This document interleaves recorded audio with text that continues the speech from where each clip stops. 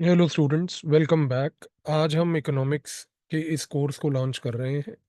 Next 10 days आपके लिए economics के इम्पोर्टेंट कॉन्सेप्ट्स जो न्यूज़ में रहे हैं उनको हम डिस्कस करेंगे, जिससे कि आपकी इकोनॉमिक्स की अंडरस्टैंडिंग इजी हो जाए, आपको चीज़ें इजीली समझ आए। हर रोज़ सुबह 9 बजे एक वीडियो आपको इस चैनल पे मिलेगा।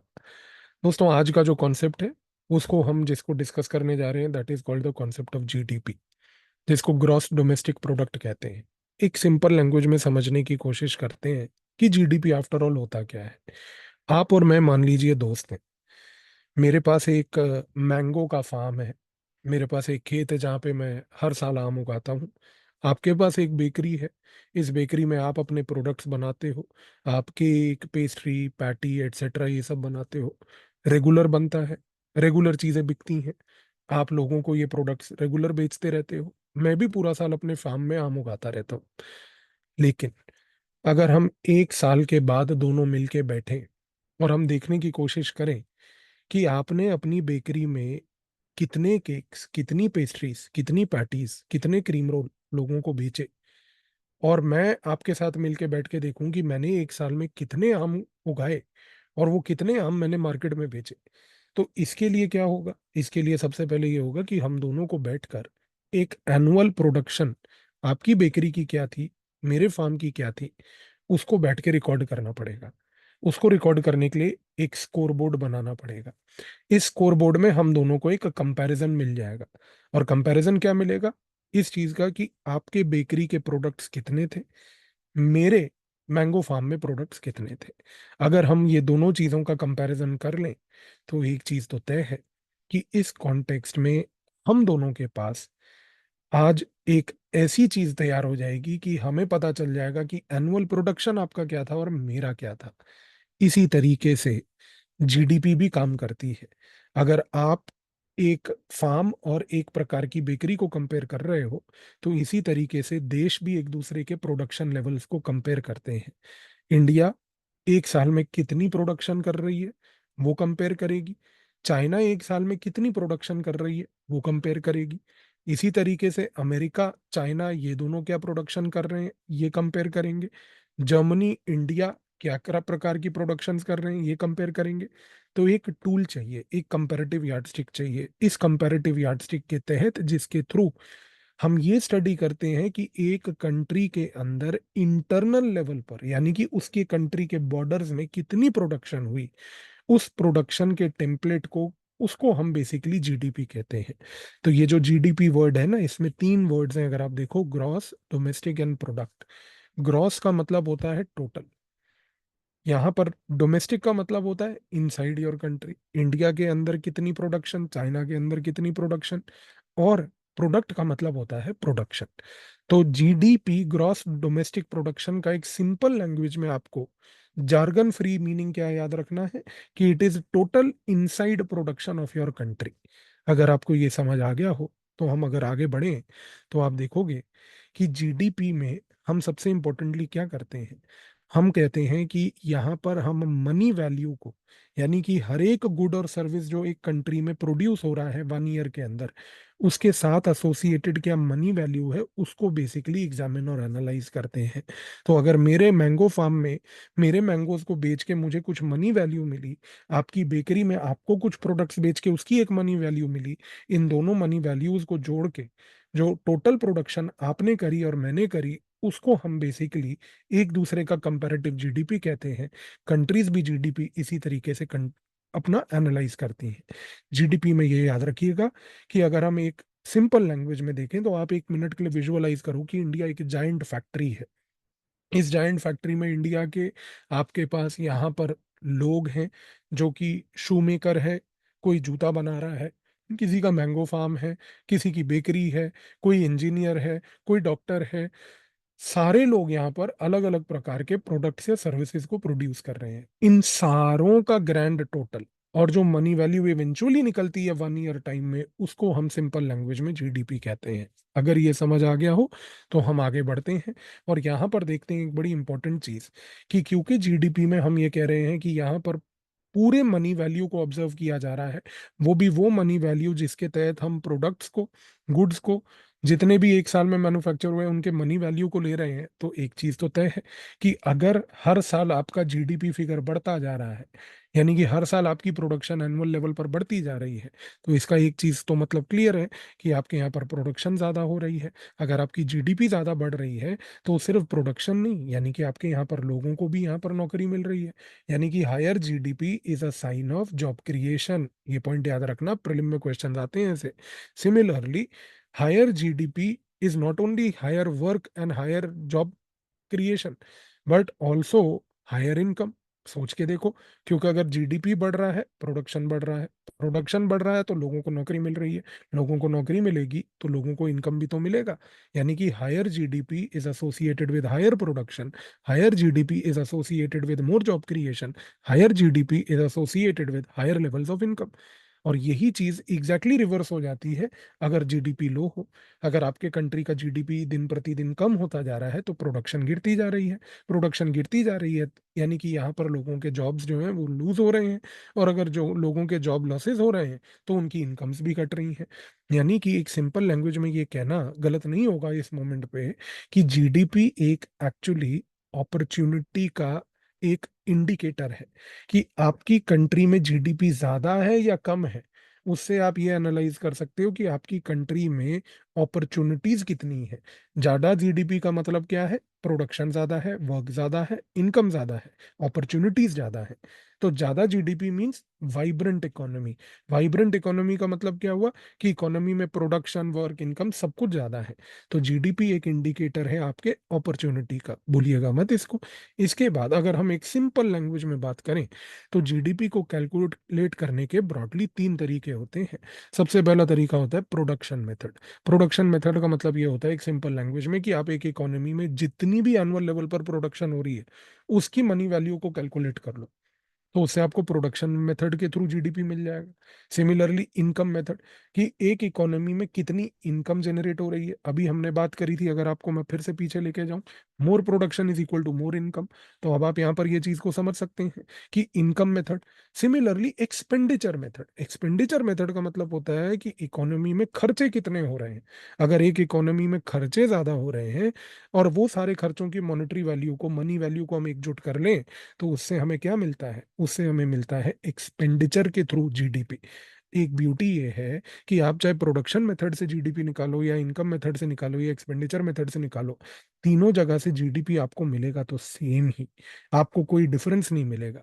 अब सबसे बड़ी बात देखो, मैं आपको एक और एग्जांपल देता हूँ यहाँ पर चीज को समझने की। अब आप कोशिश करो, लेट से कि आपकी एक बंटा की दुकान है।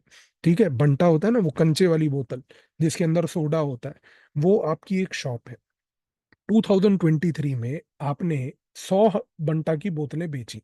एक बंटा की बोतल जब आप अपनी दुकान में बेचते थे तो उसका प्राइस 10 रुपीज होता था। अगर आपने 100 बंटा बॉटल्स बेची with price of 10 rupees each पर बॉटल, तो आपने एक साल में कितनी इनकम जनरेट करी? 1000 रुपी।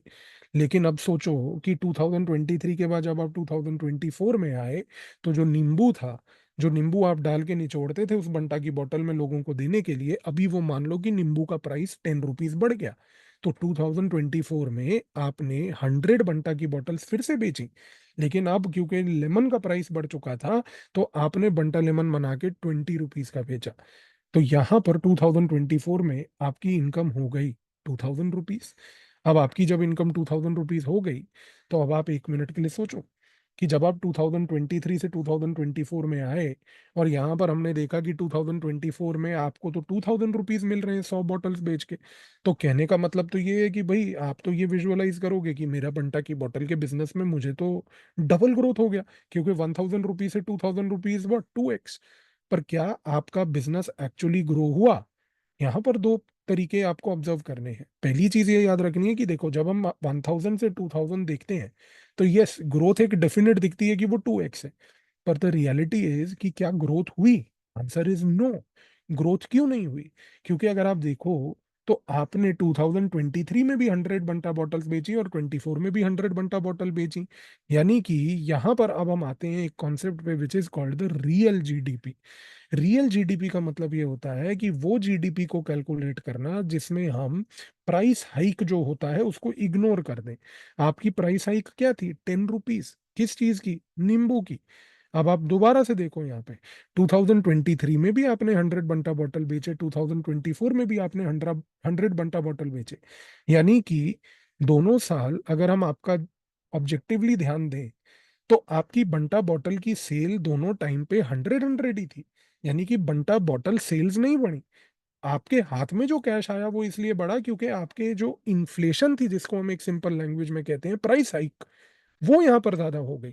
तो इस कॉन्टेक्स्ट में आप ये याद रखिएगा कि there is a concept called real GDP. Real GDP कहता है real growth in the things made ignoring the price hike. यानी कि रियल जीडीपी का मतलब होता है कि आप जो प्रोडक्शन हो रही है उसको ध्यान दीजिए, प्रोडक्शन प्राइस हाइक के साथ जोड़कर ध्यान नहीं देना है। तो फिर यहां पर वापस इस एग्जांपल को एक सेकंड देख लीजिए। अगर आपकी 2023 में 100 बंटा बॉटल्स थी और 2024 में चाहे नींबू का प्राइस 10 रुपए बढ़ गया हो, लेकिन अगर आप 200 बंटा बॉटल्स बेचते, तब हम इसको कहते कि यस ये एक ग्रोथ है। लेकिन यहाँ पर क्योंकि ग्रोथ आपके हाथ में 2000 रुपए आए because of a price hike, तो उसको हम रियल जीडीपी में नहीं काउंट करते। और एक पॉइंट याद रखना, वैसे इंडिया का जो रियल जीडीपी है ना, पिछले लगभग लास्ट 1 डेकेड से रिलेटिवली बहुत स्टेडी तरीके से ग्रो कर रहा है। इसका मतलब ये है कि इंडिया में चाहे प्राइस हाइक हो रहे हो, लेकिन प्राइस हाइक के बावजूद भी इंडिया में जो ओवरऑल प्रोडक्शन है ना, वो प्राइस हाइक से भी ज्यादा रिलेटिवली बेटर बढ़ रही है। यानी कि आज अगर हम प्राइस हाइक को इंडिया में इग्नोर भी कर दें, तो भी हमें प्रोडक्शन में इंडिया की ग्रोथ देखने को मिल रही है। तो आई बिलीव कि जीडीपी, रियल जीडीपी का ये जो बेसिक फंडामेंटल था, ये अब आई होप आपको क्लियर हो गया होगा। चलिए अब आते हैं एक बड़े इंटरेस्टिंग पॉइंट पे, जो कि है प्रीलिम्स एग्जाम का 2016 का क्वेश्चन। देखिए 2016 में ये क्वेश्चन आया। क्वेश्चन था the rate of growth of real GDP has steadily increased in the last decade. Question में दो पॉइंट्स खास ऑब्जर्व करो। सबसे पहला पॉइंट है कि स्टेडीली इंक्रीज्ड, यानी कि एक एक्सपोनेंशियल जंप नहीं बोल रहा है, स्टेडी, स्लो एंड स्टेडी। और लास्ट डेकेड, ये दो पॉइंट से पहले तो आपको एक ही चीज ये याद रखनी है कि इकोनॉमिक्स में जो आजकल की डेट में प्रीलिम्स में क्वेश्चंस आते हैं, वो थोड़े एक ब्रॉडर पर्सपेक्टिव के होते हैं, जिसमें यूपीएससी आपका एक ट्रेंड एनालिसिस जो होता है ना इकोनॉमी का ओवरऑल, वो एग्जामिन करने की कोशिश करता है कि आपको एक broad picture as a civil servant मालूम है इंडिया के बारे में या नहीं मालूम है। अब देखो, real GDP has steadily increased in the last 1 decade. अगर हम इस पर्टिकुलर पॉइंट को देखें, तो यहाँ पर एक चीज तो तय है कि इस प्रकार के अगर क्वेश्चंस आए एग्जाम में, तो ये आपको किसी भी तरीके से डिफिकल्ट नहीं होंगे। एक और एग्जांपल देखते हैं मेंस एग्जाम के क्वेश्चन का। ये 2015 में मेंस एग्जाम में क्वेश्चन आया, the rate of growth of real GDP has steadily increased in the last decade, discuss. तो ये बात भी फैक्ट है, ये तो आपके सामने है आज की डेट में। तो इस चीज से एक चीज क्लियर हो जाती है कि क्वेश्चंस आर नॉट डिफिकल्ट अगर आपको कंसेप्चुअल क्लैरिटी हो।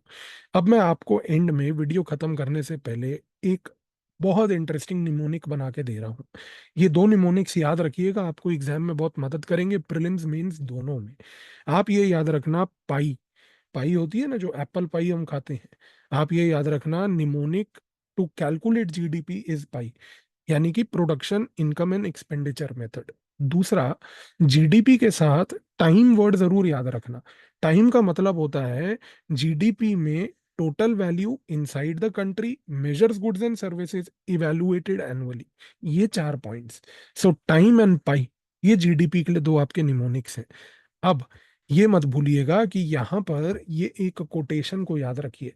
रॉबर्ट केनेडी ने बोला था कि GDP measures everything except that which makes life worth while.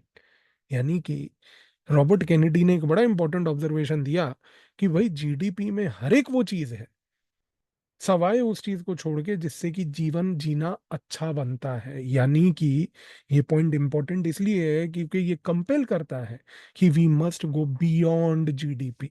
To go beyond GDP हम लोग एग्जामिन करेंगे अब कल की क्लास में कि वो क्या चीजें हैं। And here we will talk about a next important concept called the inclusive growth. अब ये आपके लिए आज एक सिंपल सा मैं प्रैक्टिस क्वेश्चन दे रहा हूँ। क्वेश्चन है, what is meant by GDP and how does it impact the nation. कोई वर्ड लिमिट नहीं है, what is meant by GDP, जो आज आपको समझ आया अपने वर्ड्स में उसको नीचे कमेंट में लिखो। And how does it impact the nation, ये दोनों चीजों को अच्छे से लिखो। और जो बच्चा इसको कमेंट में लिखेगा उसके आंसर को मैं खुद इवेलुएट करके आपको वहीं पे फीडबैक दूंगा। सो आई होप आपको ये कॉन्सेप्ट्स क्लियरली अब समझ आ गए होंगे। लेट्स गेट गोइंग, लिखिए इसका आंसर, आपको फीडबैक